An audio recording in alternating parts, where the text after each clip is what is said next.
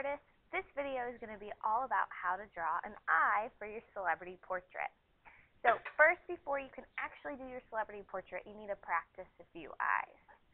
The eye, to me, is the place that I always like to start off with. It's really important to make sure that you are comfortable with it because it's the place where most people will be looking at your portrait. Now, first thing I'm going to show you is what to avoid. You guys are in 8th grade now, so we want to avoid the googly eyes. We want to avoid the crazy cartoon eyes, the football eyes. All these things are no longer going to work. Now you're actually looking towards your image, and this is the image I'm working with today. You're looking towards your image to see exactly what shape it's going to be. It may not look like a football. It may not look like a circle. It may look completely strange, kind of like this one does, because she's looking off to the side. And that's okay. You need to know how to look at your image to determine exactly what the eye is going to look like. So, the first thing I want to do is I want to go ahead and get just the main shape of the eye. I can use my grid if I had a grid to kind of map out where it would be. But right now, since I'm not using a grid, I'm just doing the eye. I'm kind of just making some dots for where the end and the beginning is. And then I'm going to do my best to recreate this shape. It goes up and then curves down.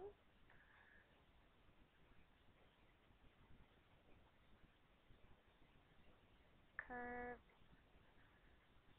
a little bit like that. Next thing I'm going to do is now I'm going to focus on my iris. So the iris, if she was looking straight on, it would be more like a circle, but she's looking off to the side, so it's more of an oval.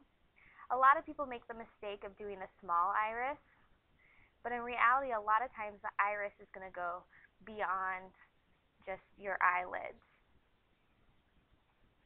So I'm going to draw it right like I see it, and you can see it would go beyond the eyelids that way. I'm also going to draw where the pupil is.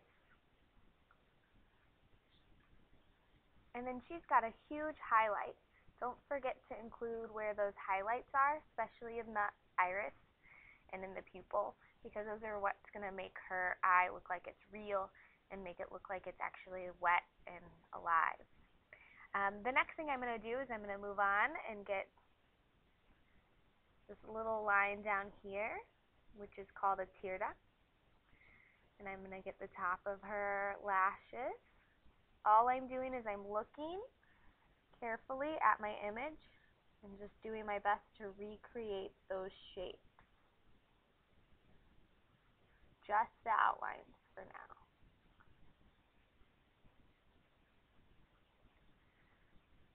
Alright, and I think that's the majority of the outlines. I can get a little spot for the tear duct, but that's about it. Now I'm ready to move on to shading. So I'm actually already using a really good shading pencil. I have a 6B right here, so I can press really dark and get really dark values, but I can also lighten up a lot and get lighter values. I like to start in the middle with the darkest values. So the pupil is incredibly dark. I'm going to push. That's going to be like a 6 value. Right around her tear duct. It's very dark. Above the iris, there's a little shadow. Behind the eyelid, there's a little shadow.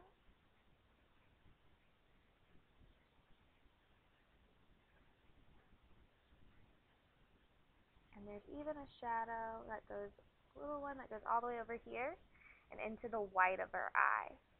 So just because it is the white of the eye and we know it's white, doesn't mean there's not going to be a shadow or something casting on top of it that's going to manipulate it and make it not appear white. I also see a little dark ring around this iris.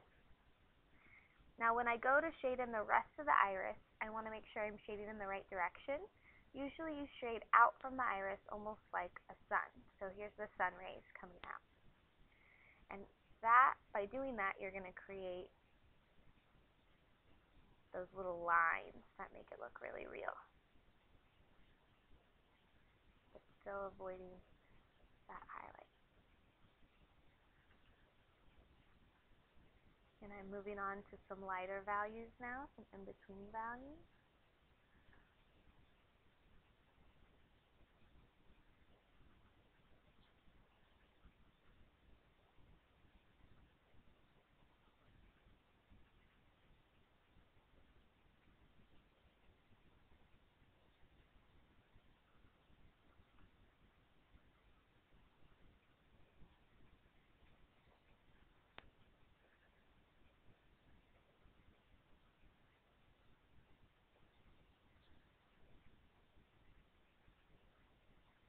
We've got some little tiny veins, so I'm going to add some of those little veins in.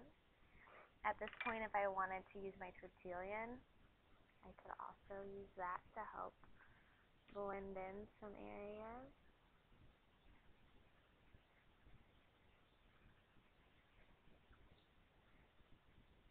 Try and use the side of a Tertullian. Alright, and this is a really quick version, but we're getting through it pretty fast. Take some practice. Alright, the most important thing that's at the end that a lot of people struggle with the most is going to be those eyelashes, and those have to come at the very end. So for the eyelashes, first thing you want to know is they're going to be coming out, and there's not just eyelashes on the side. The eyelashes actually go from little tiny eyelashes almost into the middle, all the way out. And they curl out almost like a sun, once again. So I'm going to start here. I'm going to do some little wisps.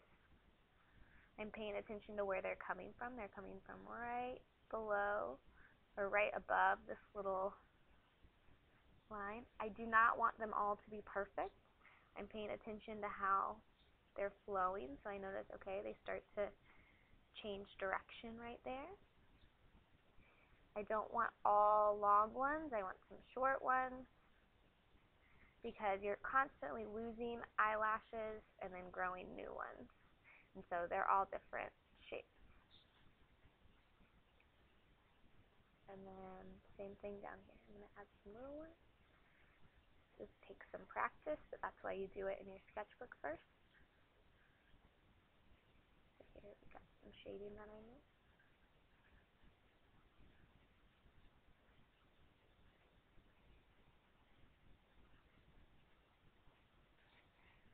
And that's pretty good for now.